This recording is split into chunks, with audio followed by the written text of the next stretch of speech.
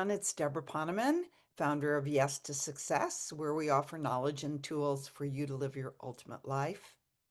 Ageless, anti-aging for your brain, body, and future, and the Awake Method, because it's time for all of us to truly wake up.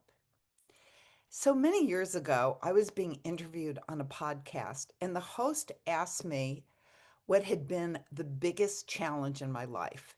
Now, I didn't know beforehand what the questions were going to be, so I didn't have a prepared answer, and I never thought about that before, and I froze. I'm thinking like, yikes, I have no idea what was the biggest challenge in my life. And I didn't want to appear like Miss Philippines in the Miss Universe contest, who, if you remember, she said, well, I've never had any challenges or made many mistakes in my life. I, on the other hand, have made a lot of seeming mistakes and have had a lot of challenges, but truthfully, I've had an amazingly blessed life, and I literally could not think of a challenge in that moment. I mean, I hit the parent jackpot. My dad and mom, now deceased, were incredibly loving and supportive. We were not wealthy by any stretch, but I didn't even notice. We all always had food on the table, and we even had a few extras like piano lessons. And I even went to sleepover camp. It just wasn't those one of those fancy sleepover camps. I had a wonderful brother who we've always gotten along. In fact, I adore him. He adores me. We're still as close as can be. We've always had a mutual admiration society. I have great health, great friends. I've had two husbands, not at the same time, but both amazing men, brilliant, handsome, loving, kind, divorced from both because the marriage part of our friendship was over, but I still love them and will always be dear friends.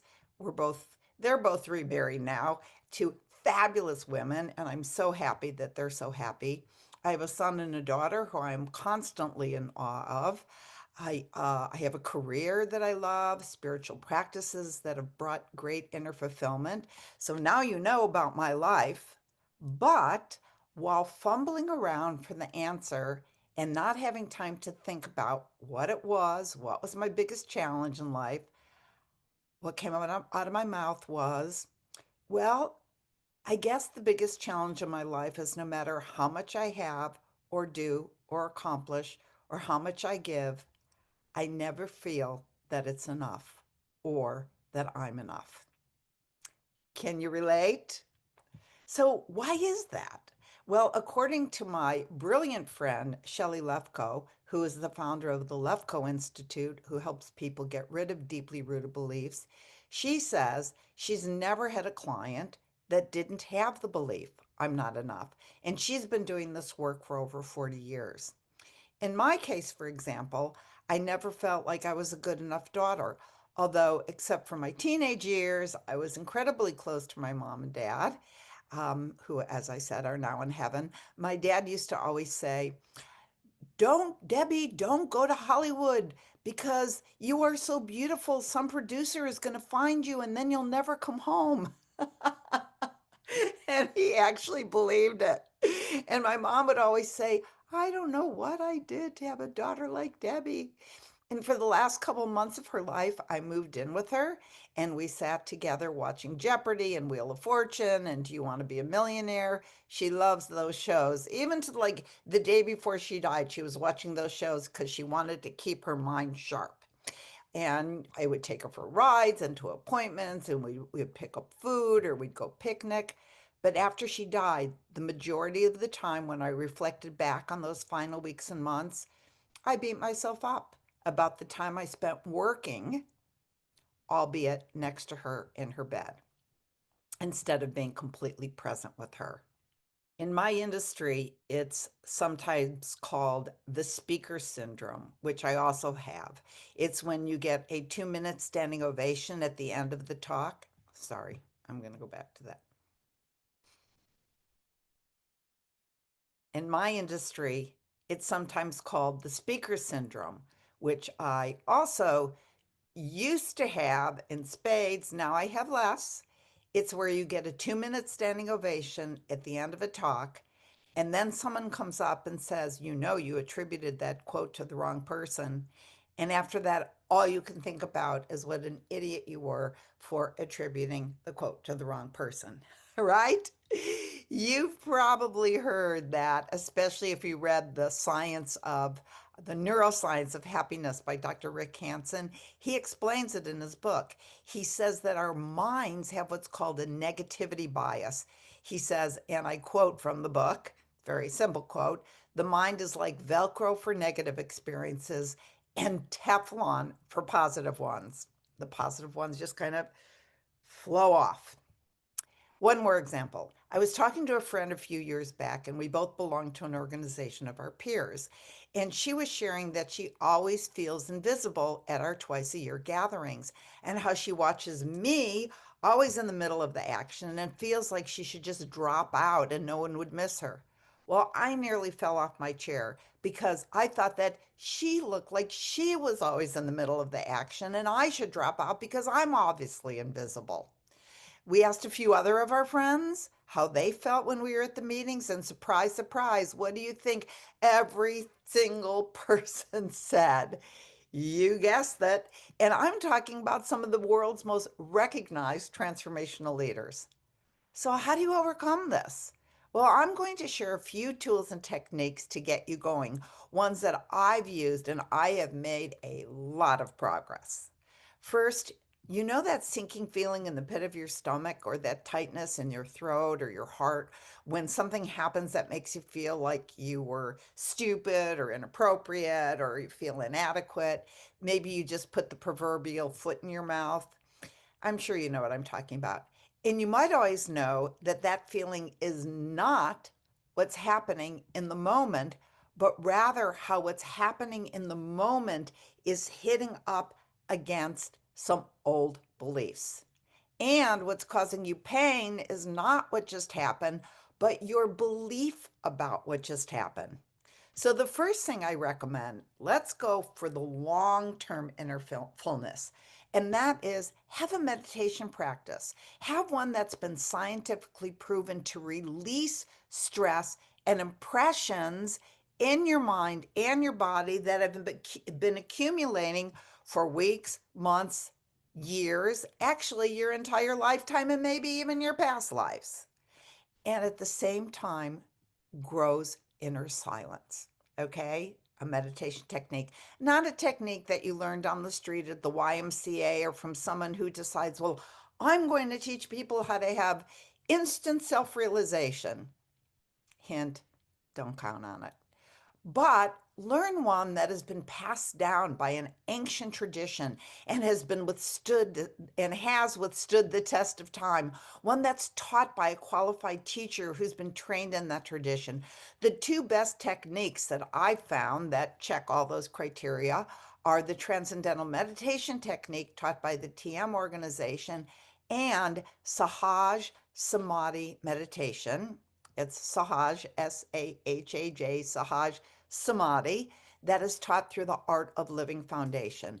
They have the most scientific research that I've seen to substantiate their claims of more inner silence, ever growing self love, and living spontaneously in the present, not living by reacting to the past impressions.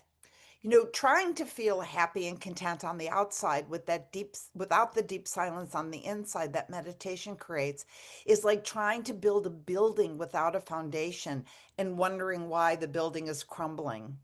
If you look at the ocean, it's filled with tumultuous waves, but it's still silent at its depths. You want to practice that anchors you to that silent depth of yourself. And another technique that you can do, this is a technique you can do in the moment when you have that contracted feeling. The first thing you can do is breathe. Breathe directly into where you feel that contraction. Send that contraction some love and some thanks. Yep. You can even put your hand on where the pain is emanating from, whether it's your heart or your gut or your throat, and just breathe. If you like to, you can even ask the pain what it's trying to tell you. Ask what the message is and trust that life saving message because you probably will receive one. Of course, if you're alone and you really feel contracted, you can do a good pound on your pillow and some screams until the pain subsides and you get it the heck out of your body. But don't do that in public unless you want them to, as they say, take you away. And now comes the juicy part. The third thing you can do is to know that everything is a gift. As Byron Katie, author of Loving What Is, says, life is simple. Everything happens for you, not to you. And everything happens at exactly the right moment, neither too soon nor too late. You don't have to like it. It's just easier if you do.